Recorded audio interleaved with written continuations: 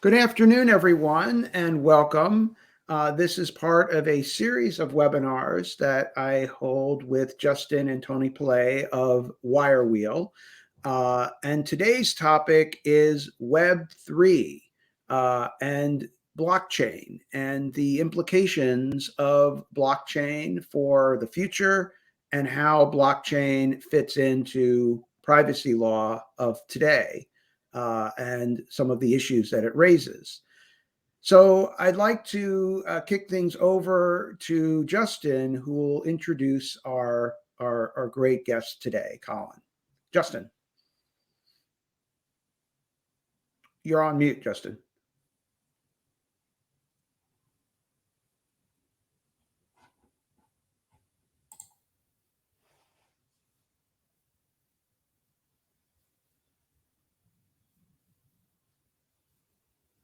You're still on mute, Justin.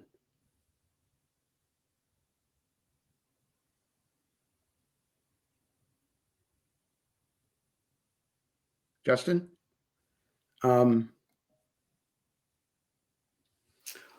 happy to point because I think we've discussed what we might talk about, so I'm happy to jump in. I think I knew what question Justin was poised to ask me. So first of all, just to start by saying thank you very much to yourself and to Justin for inviting me to partake in today's webinar.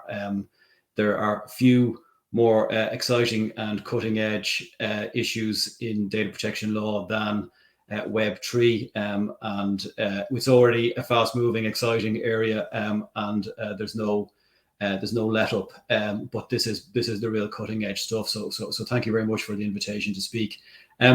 My perspective today is really from a European point of view. I'm an Irish lawyer, advising on data protection compliance, and I'm coming up more and more frequently against the issue of Web3 technologies, by which really we're talking about technologies which are built upon or utilizing the blockchain and effectively distributed ledgers. And the issue that's coming up, and what I think Justin was poised to ask me, was about whether I think the GDPR and blockchain are compatible, or whether there are difficulties. So I might just just for the benefit of most of the audience, I'm assuming will be aware of what the blockchain is and what distributed ledgers are, but just in case there are some who are not. I see Justin's come back there. Hi, Justin. Yeah, hey, Colin. First of all, I'm really sorry about that. It was almost like right when we went live, the whole thing shut down. So it wouldn't be a webinar if we didn't have something like that. I did want to take a moment just to say, to at least introduce Colin, you to our viewers here today. And Colin is one of the leading voices in Europe on these issues around privacy and blockchain. Colin is a partner in the technologies group at Arthur Cox. You wrote some of the early papers on some of the implications of a public ledger or a blockchain and distributed data when it comes to global privacy laws like GDPR, Colin. And because Web3, as Dan was mentioning it, has really become an area that's, if you read the general press, has become an area of great interest.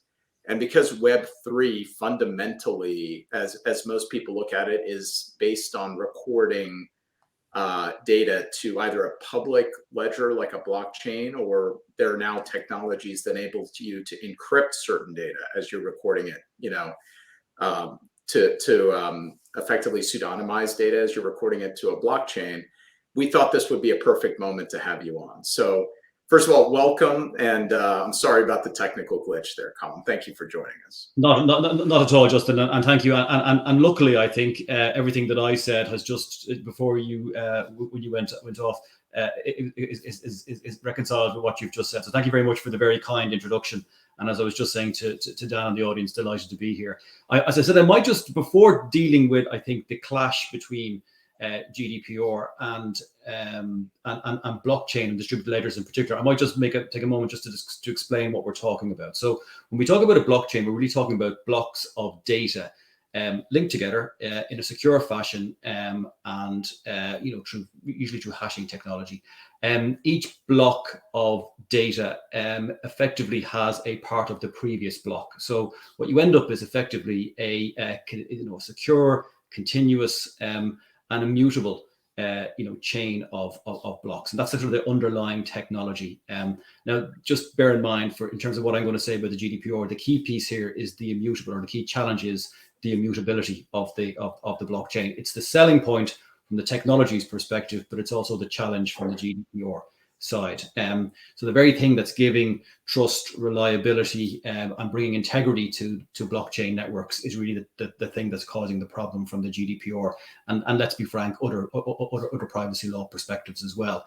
When we talk about blockchain, we often talk about distributed ledgers as well, and effectively what we mean are databases which are stored in a decentralized fashion across various different nodes and across various different locations, but which are synced by consensus effectively, such that they are one unified database. So we're talking about relatively sophisticated technology, relatively cutting edge technology, which has a variety of applications, and we'll talk about that. That's very early stages, it seems to me. But before we get to the applications, we have to consider how this sits with the current regulatory regime. And there's been, do you mind, Colin, if I kind of take that piecemeal? Because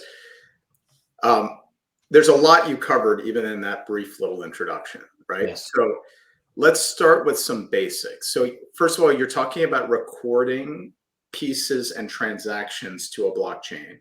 And as you said, you're recording them in a way that makes them fundamentally immutable. And they're immutable in part because you've recorded each block and there's sort of another block that follows, which means it becomes very difficult to create a fraud around what's recorded on the blockchain. And that ledger, as you mentioned, is also distributed to multiple nodes. So in part, the security and immutability of a blockchain is ensured by the fact that the blockchain is replicated, and then which transactions are valid is determined by consensus of the group of folks essentially running the nodes of the blockchain. Okay, now let's just go through some of the questions that have come up about, because there's a lot of different things you can build on top of a blockchain, right? So for example, Bitcoin is a currency built on a blockchain. That's an example. But there's other things and other applications that you can build on top of a blockchain, including some of the Web3 components. But they fundamentally have this character of the recording on a ledger is supposed to be immutable. The recording on a ledger is public. So as opposed to a bank ledger where only the bank knows about the transaction, every transaction recorded on a blockchain is public by nature, number one. And number two, you're actually distributing those recorded transactions across multiple nodes, and those nodes might be in any geography, right? So almost by definition, when you start recording to a well-used blockchain, you're probably taking personal data and spreading it across multiple geographies quickly. So when I saw your article, it was interesting. You sort of identified some of the interesting tensions with a law like GDPR. An example of that is assuming that I record a transaction that's tied to a wallet, like a Coinbase wallet, and my wallet is recorded on a blockchain.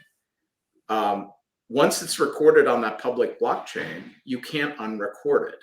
So there's a tension with GDPR concepts like, is a transaction recorded on a blockchain personal data?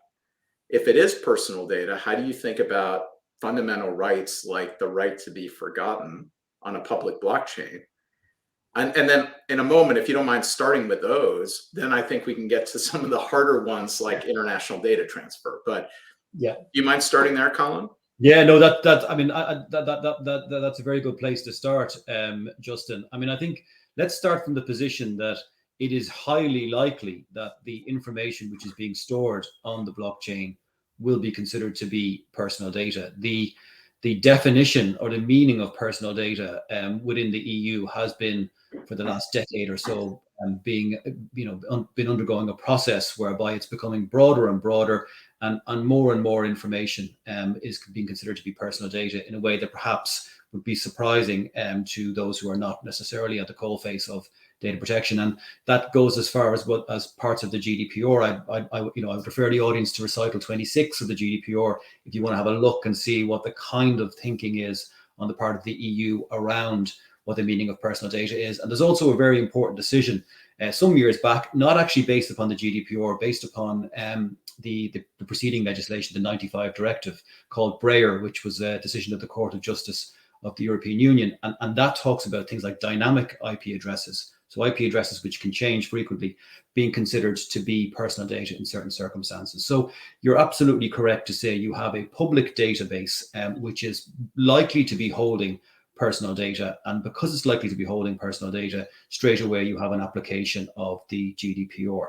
Now, there have been a lot of considerations, and there's some solutions which we can talk about a little bit later on, but there's been a lot of consideration given to whether or not you can potentially anonymize the data and whether that would render the GDPR non-applicable. Because if you can truly anonymize data, you're in a situation where you can't make the argument that the GDPR doesn't apply. The challenge there is, again, the case law and the push of regulatory guidance has in general been to say that anonymization must be to a very, very high standard. Some of the guidance which has come out from the what's called the Article 29 Working Party and effectively the European Data Protection Board has talked about really being, there being very, very, very low risk of re-identification of an individual if your anonymization is truly effective. So what you end up then is a situation where it can be very, very challenging to make an argument, to make a successful argument that there isn't personal data on the blockchain. Now, I should say, not all regulators are singing from the same hymn sheet here. And the ICO, the UK's regulator, has adopted a slightly broader position in terms of what it would accept as being anonymization, which is interesting. It's interesting in the context of Brexit. It's interesting in terms of the freedom the ICO has. And it's just interesting in terms of some of the flexibility that's being shown by some of the regulators, which I think is going to be necessary if we are going to find ourselves in a situation where blockchain is, and distributed ledger technology is ultimately going to be somehow reconcilable with the GDPR, whether it's the EU or the UK GDPR. In terms then of the clash with data subject rights and related issues coming off the fact that you have this storage of data in an immutable fashion spread across multiple locations, likely outside of the EU, you've got all kinds of difficulties. The GDPR, as the audience will be aware, works on the assumption that there is somewhat a simplistic assumption that there is a controller, there is a processor, in some cases there are joint controllers. So a very simple designation of actors or players in the processing framework. That's very, very difficult to transpose onto a distributed ledger where there are multiple players doing multiple things, sometimes just storing the data, sometimes providing an interface into the blockchain, sometimes providing some other sort of related service, and sometimes just developing a solution. And the role of those different parties is very difficult to designate, which creates an additional challenge. Over and above that, then, I think the key problem tends to be, how do you discharge data subject rights? So how do you discharge a right like, as you mentioned, the right to be forgotten, or in its more, a technical term, the right of erasure? How do you do that in circumstances where the value, the integrity of the blockchain comes from the very fact that it cannot be changed, and that if it is changed, that sort of undermines the trust. And all of the related rights. Again, the right of rectification is very, very challenging in this context, because how, again, do you discharge those obligations, do you discharge those rights, when the very basis of the blockchain is that you shouldn't be able to make any changes? So I think that's an important one. So, and Colin, if I may, I'll share with our viewers, you're actually participating on some working groups in Ireland that are actually looking at these issues, including, as I understand it, folks from different constituencies.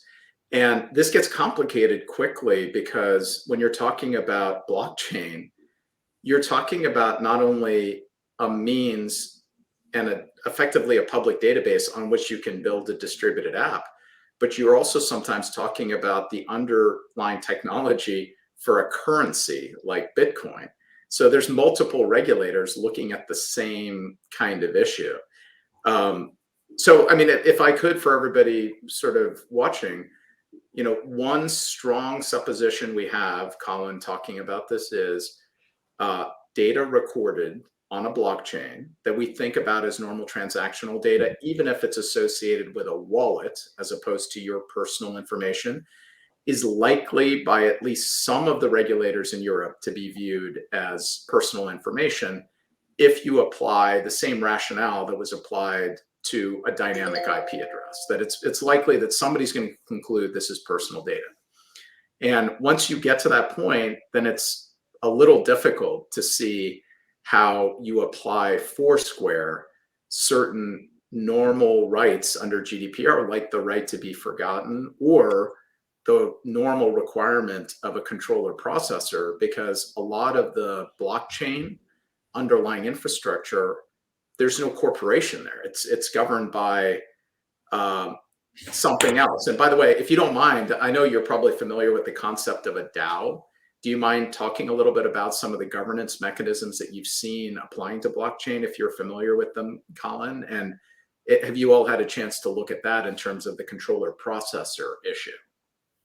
So the governance mechanisms that I've seen have varied. The main things that I've seen suggested in terms of how to sort of manage the interaction with the GDPR have ranged from what I would describe as being the highly aspirational to what I think is the more pragmatic. So the highly aspirational is arguments that you would have private permissioned blockchains, that you would have effectively circumstances where you would only allow the blockchain to be available to certain individuals, that they would have to sign up to certain, for want of a better description, governance mechanisms, and that would allow for there to be some control around the very issues that you've discussed. For example, designation of who is controller, designation of who is a processor or joint controller, designations around who's responsible for transparency, for fair processing notices, designations around how you're going to manage data transfers, and are you going to have standard contractual clause, or are you going to do something else? So that's been one mechanism which I've seen proposed.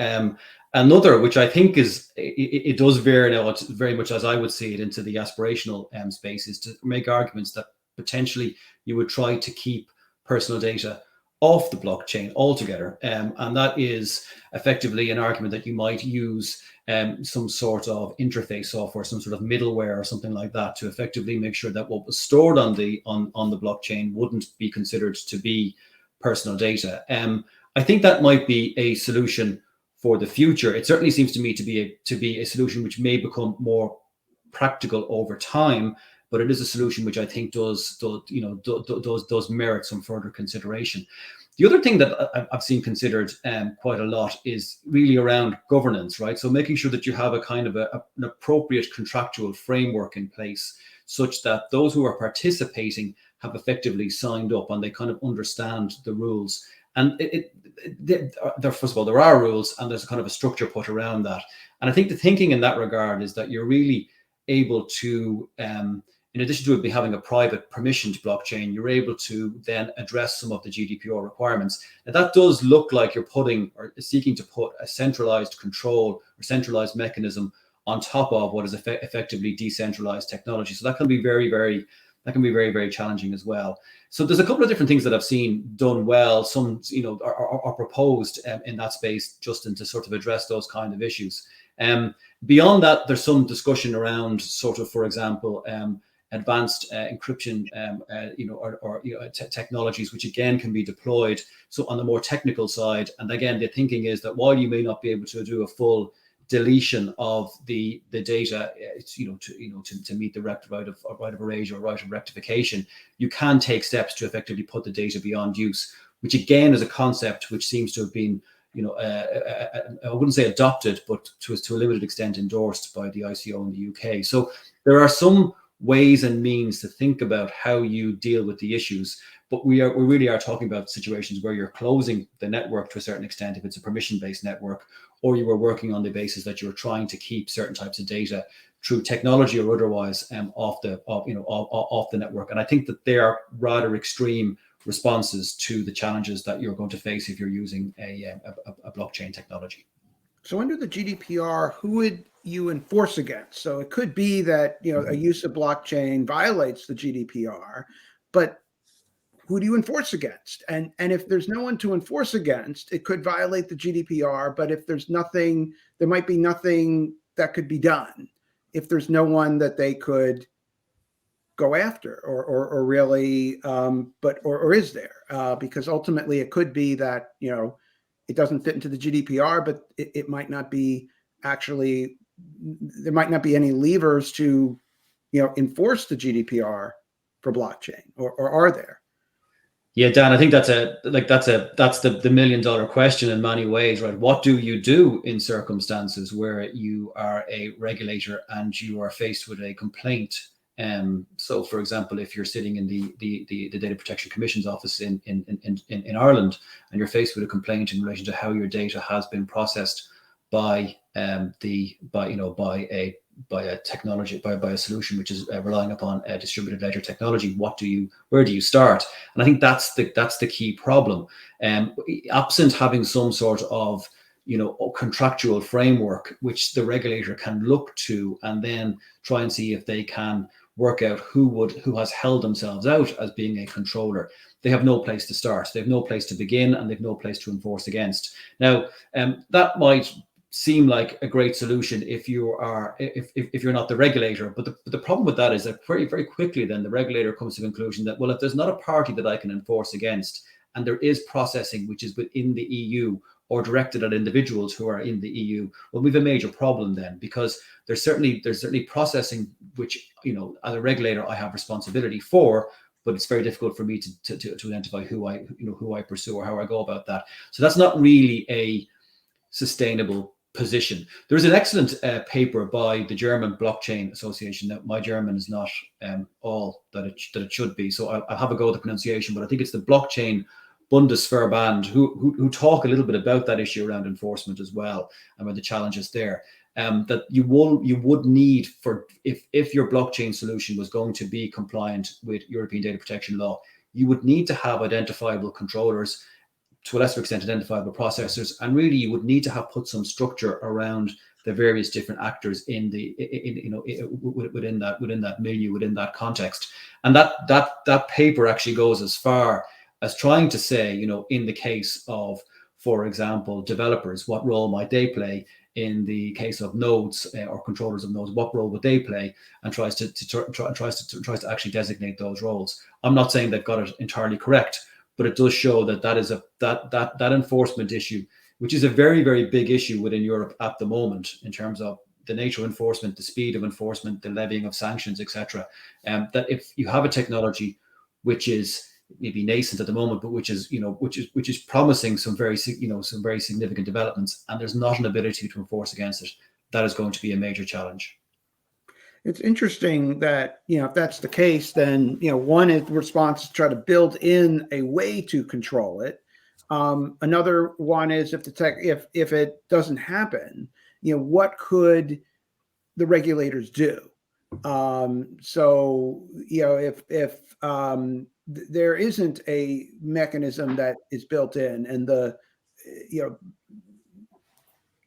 how would they find a way to assert their power if there is no way, or would it just be they don't like it, but it's something they can't touch? Or is there a way they could thwart it or otherwise interfere such that they would force a way for it to fit into the GDPR? Or if they can't, have the lever to force it, it can just go on and just be outside for all practical purposes, not be regulable.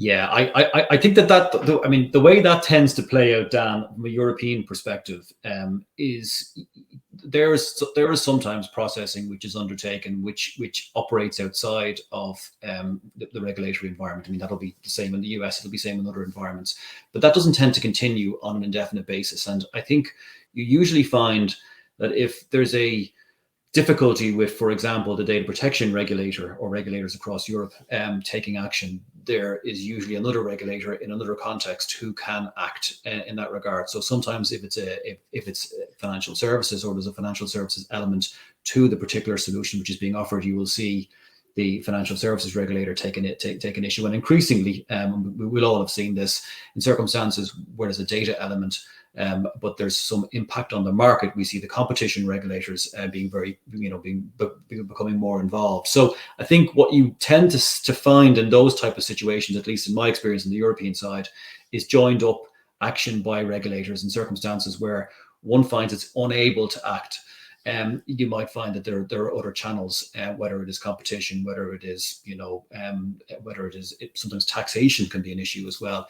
The other thing that I think sometimes you find here is that where the regulator can't act, you will find that individual data subjects take actions themselves. And they've been quite, that's been quite common in Europe. Again, we've had big changes, for example, or we have got, fairly major reforms coming within Ireland and across a lot of Europe in relation to data retention. And that hasn't necessarily been spurred by individual regulatory action. That's been spurred by private actions by individuals through the court system. So I think that you're still left with the major problem here, which is, in very simple, old-fashioned, to a certain extent, legal terms: who's my mark? Who am I pursuing, and how do I pursue that party?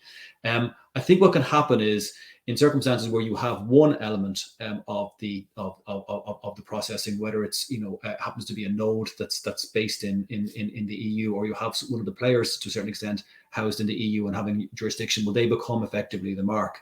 Which I think is another problem with this, with the approach here, is that you may find that you're pursuing a party because it's convenient from a jurisdictional perspective to go after them, rather than because they are the party who should necessarily bear the responsibility.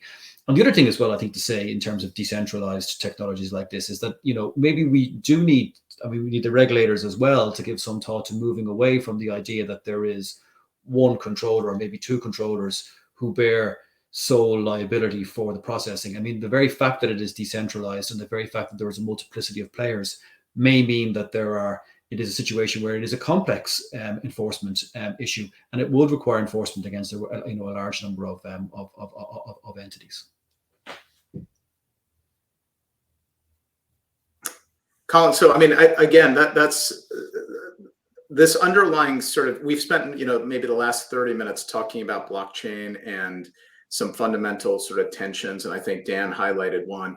I'll do one last one, and then I'd say we move over to Web3 for the last 10 minutes or so of our discussion, because in some ways, Web3, you're not talking about companies or a controller or somebody who's building an actual application that runs on a blockchain, right? So some of these are distributed apps that are actually built by a company, right? And there you start losing the problem of a controller. It may not cure some of the underlying problems, but it does at least give you a target that the regulator can look at.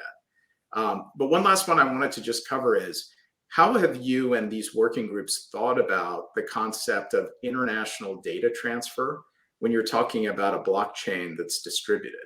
Like, how do the regulators think about that issue right now in Europe? I don't know how the regulators think about that issue right now in Europe, because, and I don't mean this in any way to be disparaging, because I think they're struggling at the moment to figure exactly how to manage the issue outside of distributed technologies, frankly. We have had Schrems 2, obviously, that decision. We've had EDPB guidance. I'm now seeing a lot of clients, and I'm sure it's the same for a lot of the audience,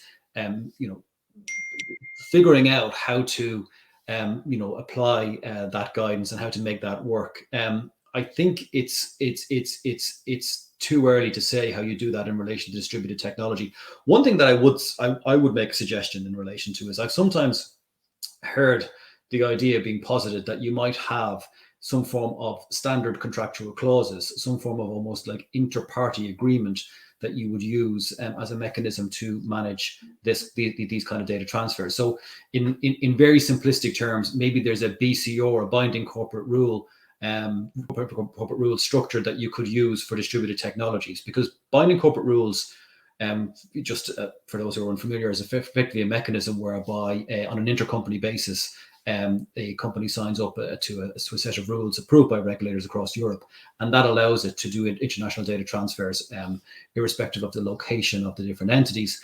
And I think that provides a very good model for international transfers generally, but it provides an especially good model for distributed technologies. The challenge with BCOs is that while they're a great mechanism, they're a great model, it does take some time to get BCOs approved. And again, I'm not being critical in any way of regulators. I understand why it would take some time. And that time has sped up. But nevertheless, that might not be ideal for technology which is moving very quickly, for applications which are developing very quickly. So that's a challenge. I think the other thing to give some further consideration to, and I think we've all done this arising from Schrems too, is to look again at the GDPR and see, for example, do some of the derogations that exist under the transfer chapter, did they allow us, are they perhaps broader than they might have been before? And there was some interesting commentary from one of the judges involved in the Schrems 2 decision to say, like, take a look again at the derogations and see if there's anything in there. And finally, I would suggest there's always merit in considering if consent might be a workable solution here. Now, consent has a limited application in general under GDPR, and has a limited application under transfers. And I don't want to oversell this. But again, I think in circumstances where you are working with new technology, you're working with new situations where there's by its nature going to be a spread of processing across multiple locations in the globe, you do need to kind of have to look again maybe at all of your options and to see if they might be applicable. So one thing is that we're just looking at the GDPR and the EU, but increasingly laws around the world are patterned after the GDPR with cross-border restrictions, and some countries are even going further to have some strong data localization protections. So I'm wondering, if you have to get kind of a worldwide sign off on this for the transfer, since it could kind of go anywhere, right? So I wonder how that's just practically going to work. If we're just dealing with the EU, we're dealing worldwide. Yeah, it's an excellent point, Dan, to which I don't really have a very convincing answer. Which, I think that the challenge is that if you can't succeed in doing it at an EU-wide level, well, then it becomes very challenging. And the challenge is always presented, in my experience, as being, well, how do you do transfers to the United States? I personally don't think transfers to the United States are the most challenging issue. I think there's transfers to other jurisdictions where it can be much more difficult. And if you're in a situation where what you really want to do is to be able to move the data to any location, probably if you're starting from an EU perspective, you do need to go back to something like binding corporate rules, because again, that gives you the freedom from the EU perspective to make those movements very frequently and very, very easily. The challenge is, though, but that doesn't solve your problem if you're moving data into locations in Asia, if you're moving data in locations in, for example, Russia, if you're moving data into locations in Africa, which is very rarely considered here. So I think you're absolutely right to point to there is a balkanization. There is absolutely a level of data localization that has increased over the last number of years. And I think at the moment, my sense is that a lot of the solutions which are sitting on top of this technology haven't really grappled with those issues. And the reason why they haven't grappled with those particular issues, particularly in relation to transfers, is that it's not that there's no solution, it's just that the solution is extremely difficult, and it's only ever going to be a partial solution as well. There's also, I think, a situation where there's a risk-based approach here. If you feel that there's going to be enforcement against you, this is an issue in which you will act, and you will be, your tendency will be to try to do something to render yourself compliant. But if your feeling is that the regulatory environment is not in a space where it's overly focused on your activity, well, then I think until you feel there's a focus, I think it's natural human nature, you're not going to necessarily act unless you feel the pressure of impending enforcement. Well, if I may, then why don't we talk a little bit about Web3? So, Colin, when you think about Web3 built on top of blockchain, and there's many blockchains, as you know, right, at this point, Why don't you talk a little bit for viewers in the privacy community? This is where you and I live and Dan live every day, Colin. Talk about what that means. What do folks in the privacy community, how should they think about what Web 3.0 means? And then some of the privacy issues that you've seen arising out of applications or versions of Web 3 built on top of blockchain. Yeah, so I mean, look, the first thing I will say, and this is what I would say generally in relation to data protection compliance, if I was advising a client, and that is, it is a risk-based piece of legislation. Certainly the GDPR is, and I think a lot of the laws that, as Dan has referenced, which have the GDPR, let's say their inspiration or their source text, are risk-based. So you're not going to solve all of the problems, and as we've just discussed, some of the problems, I'm not saying they're unsolvable, but the solution is quite challenging and perhaps somewhat extreme. The question is trying to see what you can do, I think, within the framework that you're operating in. So, for example, if I were advising an application that was sitting on blockchain on blockchain technology or distributed ledger technology, I think a key focus for me would be transparency. So I think that is an issue which is a hot button topic for a lot of regulators in Europe, including my own regulator, and I think that is something which it is relatively achievable to ensure that those who participate in the blockchain understand how their data is being used. You may not be able to explain everything about that, but you do need to explain to the extent that you can, and I think that goes some way to try to to address concerns which regulators will have about how that kind of technology will work. The other thing which I think is really important in terms of giving some degree of comfort to users, to regulators, and indeed to participants is to try to see if you can come up with some sort of contractual framework. And the reason why I say you come up with some sort of contractual framework is because I think that forces you to then try to see if you can designate the different players in terms of the roles that they play, and therefore begin to overlay that rather simplistic, but it is what we have, GDPR approach about controllers, processors, and joint controllers. Again, that's difficult to get right in a non-distributed, non-decentralized context. But I think if you can try to do that in this context, that can be really helpful as well. The last thing I would say on that point is, and again, I don't think you can do everything. For example, I think it's very difficult to, as we just discussed, to deal with the transfer issue. But it's not that difficult to deal with the security issue, right? So one of the great things about blockchain is, yes, it's an open, it's an open network, and yes, there is visibility, but there's also a lot of security possibilities and a lot of security applications available, and a lot of things you can do, particularly around encryption, particularly around putting the data effectively into a very secure context. And I think that is something I would focus on. So my top 3 takeaways, which I don't think you can do completely, but which I would focus on, would be focusing on transparency, trying to see what you can do around a contractual framework to the extent possible, and then maybe also giving some consideration to ensuring that you've done what you could in relation to those kind of frameworks. The last point I will make, sorry, which has popped into my mind there, which is something which I think is really important in the European context, is really important to do a data protection impact assessment. Now, obviously, anybody who is developing and rolling out these kind of solutions will have thought about that.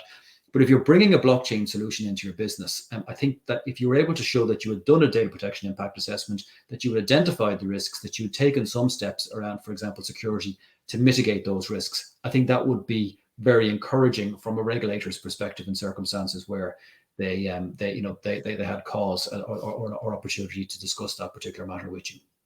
So one thing about Web3, right now it's a lot of promise, and we'll see if it lives up to the hype. I often, when I hear and see discussions of Web3, it sounds like the early days of the internet, where this is going to be free and we're going to be outside of government and outside of regulation, outside of law. And of course we saw, well, the internet wasn't outside of regulation and law, and it wasn't free, and the story was not as bright and rosy and wonderful as it was said in the 90s and early 2000s. We started to see the dark side, and that there's a lot of control.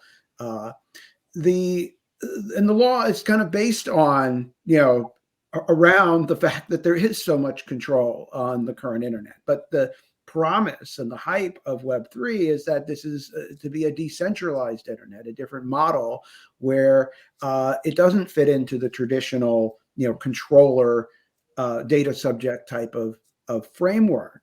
So if the solutions are, let's try to map on or graft onto it some kind of a controller, it's sort of maybe defeating the purpose a little bit. That if the goal is a truly decentralized system, can this really map on? Is this really compatible at all? And is it really regulable or not? Because I just feel that there's a clash to some extent between the kind of very promise and concept of a Web3 and the model of regulation, which is built around Web 1 and Web 2. For my part, I think that's a very balanced, reasonable statement. I mean, even the suggestions that I made in terms of things that you might think about doing, they're very much Web 1, Web 2, contextual ways of thinking. I think that the challenge you have is if you are going to try to, I suppose, ensure that your application on this technology is compliant with current privacy law, you do need to apply that sort of Web 1, Web 2 thinking, because otherwise you won't succeed, I think. And even if you do succeed, it'll only ever be a partial success. And I think that sort of goes back to a point which I was making earlier, Dan, and I think I'd agree with you, is that in circumstances where we want this to be truly Web3, we want this to be certainly decentralized, and I think the decentralization of these kind of technologies doesn't prevent some of the problems that we've seen with sort of, for example, some of the more earlier applications of internet on the internet. I think what we need then is some engagement with regulators, and what we would need, certainly from the EU side, is a little bit of movement in terms of, for example, topics around anonymization. For example, certainly would need a little bit more flexibility on designation of roles from a data protection compliance perspective.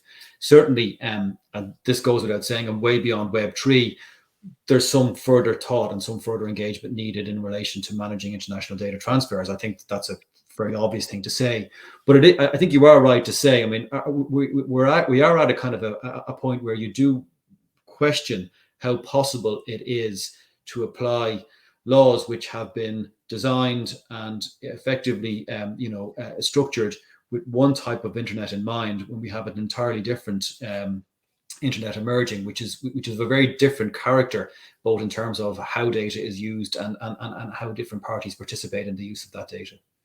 So I'm in full agreement with you in the sense I would be optimistic that there is a way to find a degree of compatibility, but what I think it requires is some degree of change both on the industry and on the regulatory side.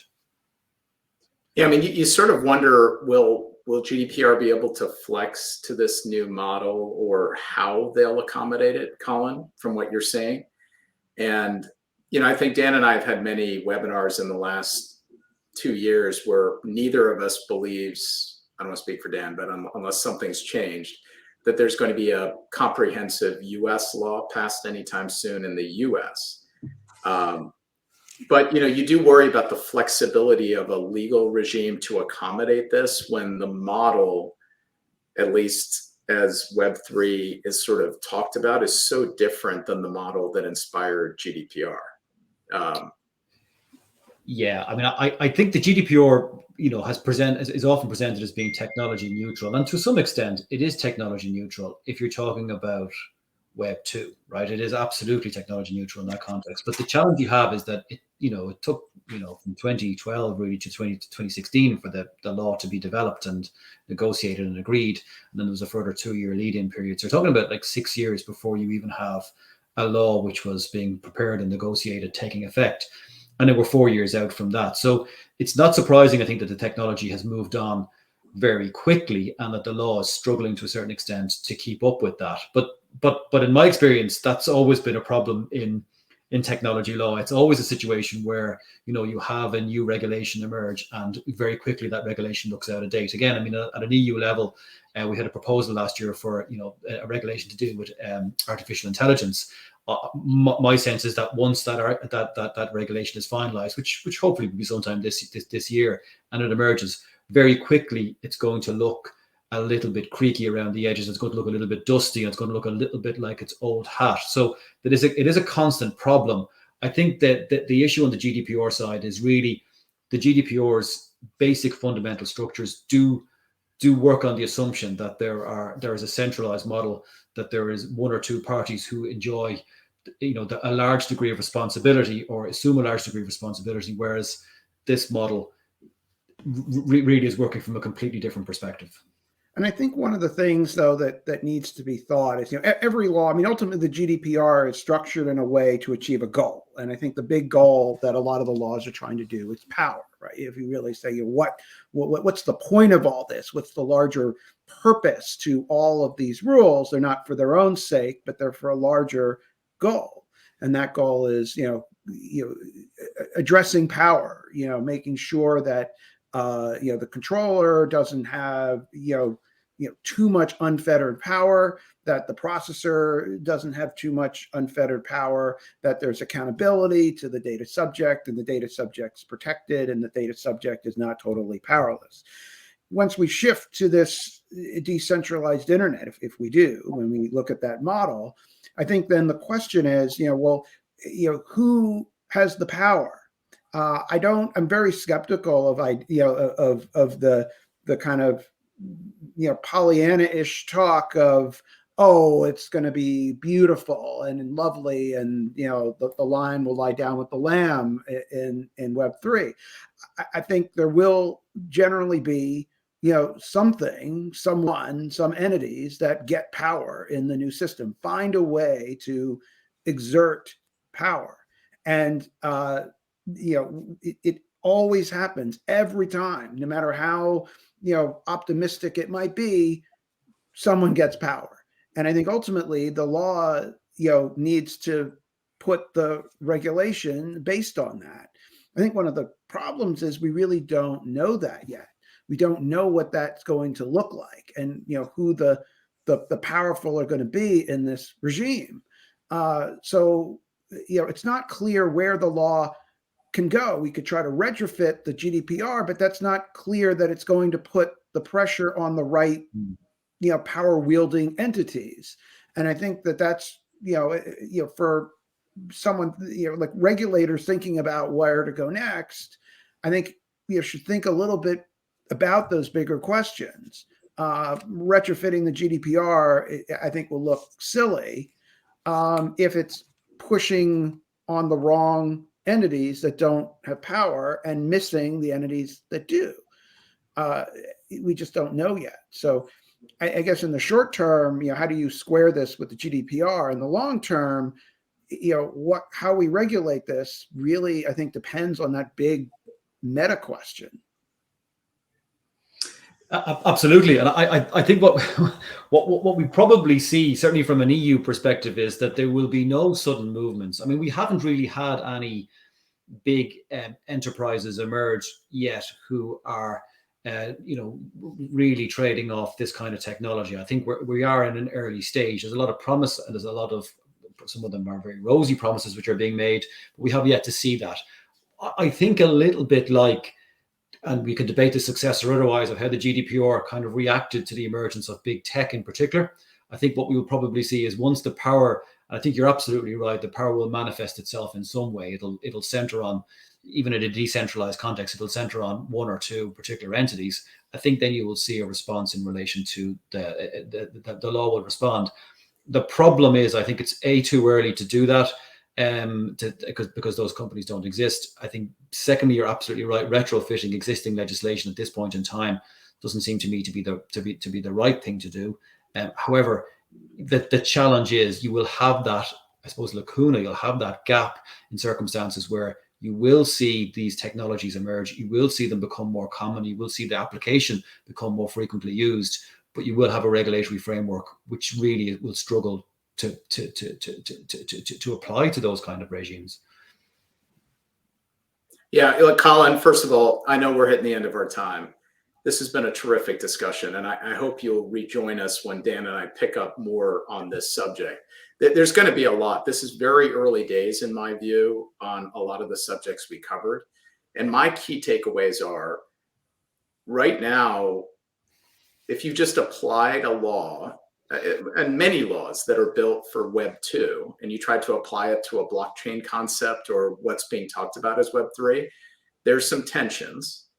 And I think the three big ones that I would look at are the concept of individual rights, the concept of who exactly is in charge of the data, who's the controller, who's the processor, and how do you think about the concept of distribution of data and international data transfers with something that's a fundamentally distributed architecture, very different even than cloud. Cloud, you at least know where your resources are. You don't really know where your database is distributed in a blockchain infrastructure.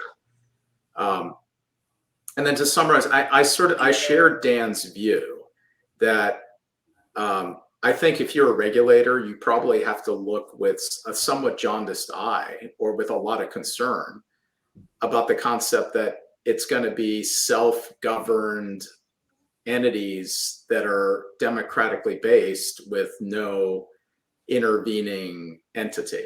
I think fundamentally you're already seeing some very significant funds, like venture capital funds, that are investing in some of the major currencies and some of the major technologies, with the effect that they own a huge chunk, like one or two or three major investors effectively own the currency or the underlying voting power in some of the major emerging cryptocurrencies.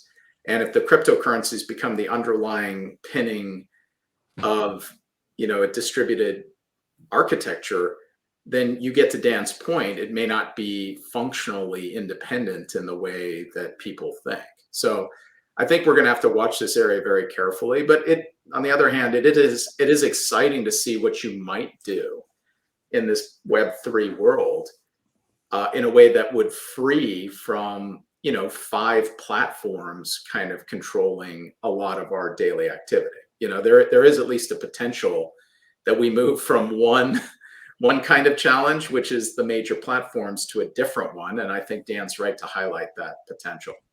But anyway, I know we've hit the end of our time. I just want to, on behalf of Dan, before I turn it over to him, I want to thank you. I hope you'll come back and join us again. And I'm looking forward to seeing where this goes from your perspective, Colin. Okay, well, thank you very much for the invitation. It was great to be invited to speak, and a very interesting topic. So thanks very much.